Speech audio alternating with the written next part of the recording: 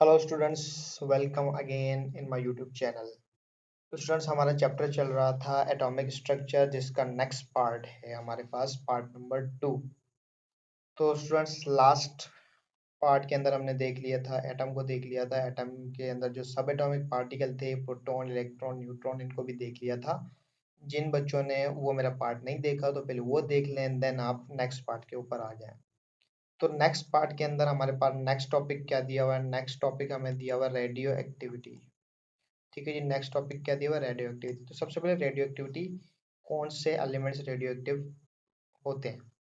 तो साहब, सबने पीरियोडिक टेबल, सब बच्चों ने देखी होगी कि पीरियोडिक टेबल हमारे पास होती है, कुछ इस तरह से बनी होती है। तो ये जो पीरियोडिक टेबल होती है, इस पीरियोडिक टेबल के अंदर 4 ब्लॉक्स होते हैं। स्टार्टिंग वाला एस ब्लॉक होता है, दरमियान में डी ब्लॉक मौजूद होता है, साइड में पी ब्लॉक मौजूद होता है, नीचे एफ ब्लॉक मौजूद होता है। टोटल 118 के करीब एलिमेंट होते हैं। इन तमाम एलिमेंट्स में से जिन एलिमेंट्स का एटॉमिक नंबर 82 से ज़्यादा है, उनके न्यूक्लियस एक रेडिएशन प्रोड्यूस करते हैं, जिनको हम बोलते हैं रेडियो एक्टिविटी। दोबारा देख लें जी, जितने भी एलिमेंट है पीरियोडिक टेबल के अंदर, उनमें से जिसका भी एटॉमिक नंबर 82 से ज़्यादा है, वो एक उनका न्यूक्लियस एक रेडिएशन प्रोड्यूस करता है, एक रेडिएशन एमिट करता है। उस रेडिएशन को हम बोलते हैं रेडियो एक्टिविटी। डिस्कवरी के दौरान सबसे पहला जो रेडियो एक्टिव एलिमेंट डिस्कवर हुआ था, वो थे यूरेनियम चाचू। 3 तरह के रेडिएशन को देखा गया, अल्फा, बीटा, गामा। अच्छा जी, 3 तरह के रेडिएशन को देख लिया अंकल लोगों ने, अल्फा, बीटा, गामा। तीनों को डिफरेंशिएट कर दिया, अल्फा में क्या फर्क है, बीटा में क्या फर्क है, गामा में क्या फर्क है। फर्क तो करेंगे, चाचू को सुकून थोड़ी ना होता है, इनका काम यही है हर जगह फर्क दिखाते रहना। अच्छा जी, 3 रेस को देख लिया, alpha rays, beta rays, gamma rays, तीनों के अंदर हम फर्क देते हैं। अल्फा रेस हमारे पास क्या होती है? ये हमारे पास डबल पॉजिटिव चार्ज होता है। क्या होता है जी? Double positive charge. इसी डबल पॉजिटिव चार्ज की वजह से अल्फा रेस को हम हीलियम न्यूक्लियाई बोलते हैं। जी, बीटा रेस में चार्ज देखा जी, नेगेटिव चार्ज था। उस नेगेटिव चार्ज की वजह से इनको सुकून नहीं मिला, बीटा रेस नाम रख के एक और नाम दे दिया इलेक्ट्रॉन, इसके नेगेटिव चार्ज की वजह से। गामा के ऊपर इनको गरीबों को कोई चार्ज ही नहीं दिखा, तो इलेक्ट्रोमैग्नेटिक रेडिएशन बोल दिया। गामा रेस गुड आयोनाइज है, लेकिन पेनिट्रेट इनकी लो है। गुड आयोनाइज है लेकिन पेनिट्रेट लो है। बीटा रेज में वीक आयोनाइज है लेकिन पेनिट्रेट हाई है। गामा रेज आयोनाइज ही नहीं कर रहा था, लेकिन इनकी पेनिट्रेट बहुत ज्यादा आई है। ठीक है, डिफरेंशिएट देख लिया। अल्फा रेज में क्या था? गुड आयोनाइज लेकिन लो पेनिट्रेट। बीटा में क्या देखा? वीक आयोनाइज लेकिन हाई पेनिट्रेट। गामा में आयोनाइज ही नहीं है, तो वेरी हाई पेनिट्रेट। अब इनकी आयोनाइजेशन पावर को कंपेयर किया कि अल्फा रेज की जो आयोनाइजेशन पावर है वो 100 टाइम ग्रेटर है बीटा से, और 10,000 टाइम ग्रेटर है गामा से। अच्छा जी, इसको देखने के बाद बीटा में बता दिया कि इनकी आयोनाइजेशन पावर अल्फा से लो है, और गामा में बता दिया इनकी आयोनाइजेशन पावर अल्फा से भी लो है और बीटा से भी लो है जी। जो अल्फा रेज होती हैं ये साउथ पोल की तरफ डिफ्लेक्ट होती हैं, और जो बीटा रेज होती हैं ये नॉर्थ पोल की तरफ डिफ्लेक्ट होती हैं। अब आते हैं हम एक्सरेज। एक्सरेज को डिस्कवर किसने किया जी? रॉन्टजन साइंटिस्ट थे। तो पहले इसी साइंटिस्ट के ऊपर इसका नाम रखा गया था, डब्ल्यू रॉन्टजन साइंटिस्ट थे। इसी साइंटिस्ट पे इसको रॉन्टजन रेस कहा गया था, बाद में इसको एक्स रेस कहा जी। कैथोड रेस थी, एक मेटेलिक एनोड पर जब मारा गया तो एक्स रेस प्रोड्यूस हुई थी। 2 तरह की सीरीज देख ली इसमें, एक देख लिया के सीरीज को, दूसरा देख लिया जी एल सीरीज को। के सीरीज और एल सीरीज में फर्क क्या है? जिनका एटॉमिक नंबर लार्ज होगा वो के सीरीज देंगे, और उनकी वेवलेंथ कम होगी, एनर्जी हाई होगी। जिनका एटॉमिक नंबर कम होगा वो एल सीरीज देंगे, जिनकी वेवलेंथ बहुत ज्यादा होगी लेकिन एनर्जी उनकी क्या होगी? लो होगी। चलते हैं जी अब मॉडल्स की तरफ। सबसे पहला मॉडल है हमारे पास डाल्टन्स एटॉमिक मॉडल। डाल्टन्स भाई साहब ने क्या कहा कि atoms can not be break down, atoms break down नहीं होते। इनके अंदर जो सेम टाइप ऑफ एलिमेंट्स होते हैं, इनमें प्रॉपर्टीज भी सेम होती हैं। एटम को ना क्रिएट किया जा सकता, ना डिस्ट्रॉय किया जा सकता है। ये कह दिया डाल्टन भाई साहब ने। ये क्या एक्सप्लेन नहीं कर पाए, क्या डिफेक्ट थे इनके? सब एटॉमिक पार्टिकल को नहीं बता पाए, यानी प्रोटॉन, इलेक्ट्रॉन, न्यूट्रॉन को ये भाई साहब नहीं बता पाए। एटम का स्ट्रक्चर नहीं बता पाए किस तरह होता है। इनके आइसोटॉप्स को नहीं बता पाए जी। इन चाचू की फिर सुनी नहीं गई, बोला ये गलत कह रहे हैं। फिर आगे हमारे पास एक और दूसरे नए चाचू, रदरफोर्ड एटॉमिक मॉडल। इन्होंने क्या किया, एटम के ऊपर अल्फा पार्टिकल की बम्बार्डमेंट कर दी जी। एटम के ऊपर जब इन्होंने अल्फा पार्टिकल की बम्बार्डमेंट कर दी, तो इन्होंने देखा कि बहुत सारे अल्फा पार्टिकल हैं जो कि पेनिट्रेट हो रहे हैं विदाउट एनी डिफ्लेक्शन। तो पेनिट्रेट हो रहे हैं, आपने एटम देखा, न्यूक्लियस होता है, शेल्स होते हैं, इनमें इलेक्ट्रॉन होते हैं, दरमियान में जो स्पेस होती है, यहाँ से ये अल्फा पार्टिकल गुजर गए, तो इन्होंने बता दिया कि दरमियान में एम्प्टी स्पेसेस हैं।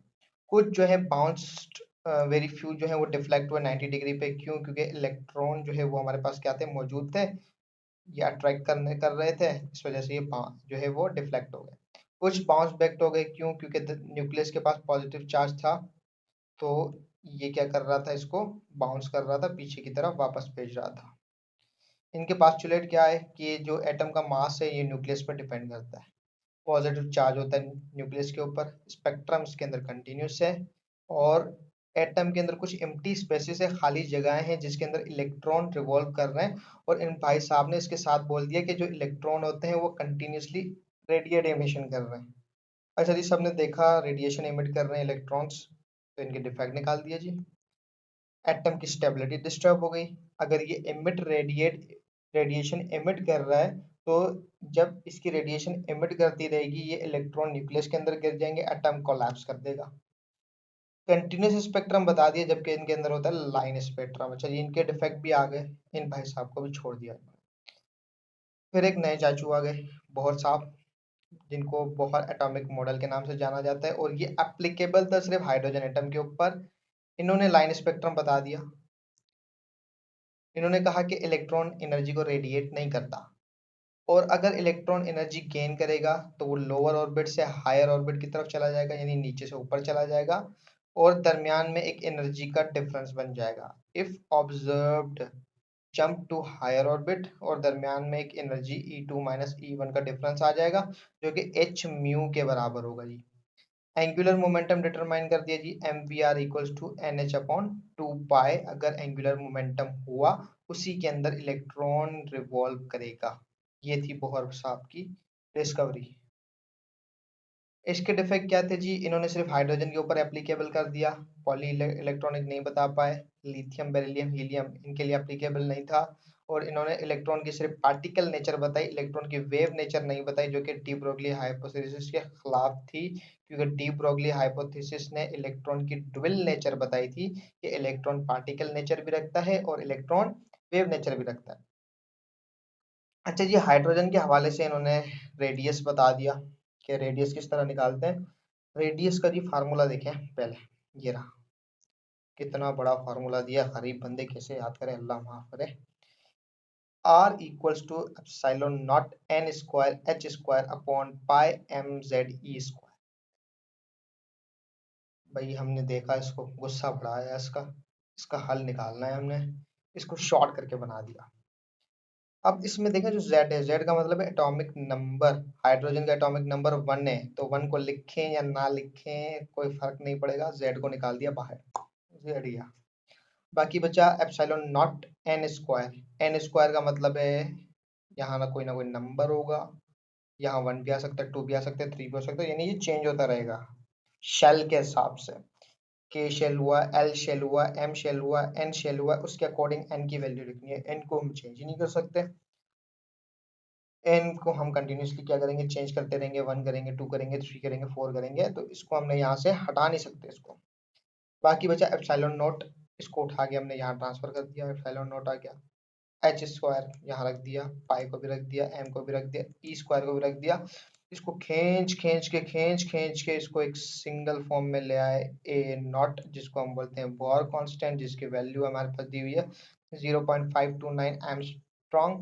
मीटर में लिखें तो 0.529 इंटू 10 की पावर माइनस 10 मीटर। सेंटीमीटर में लिखें तो 0.529 इंटू 10 की पावर माइनस 8 सेंटीमीटर। अच्छा जी, इस पूरे का मतलब है ए नॉट, तो हमने यहाँ पर R equals to A naught लिखा, N square as it is आ गया।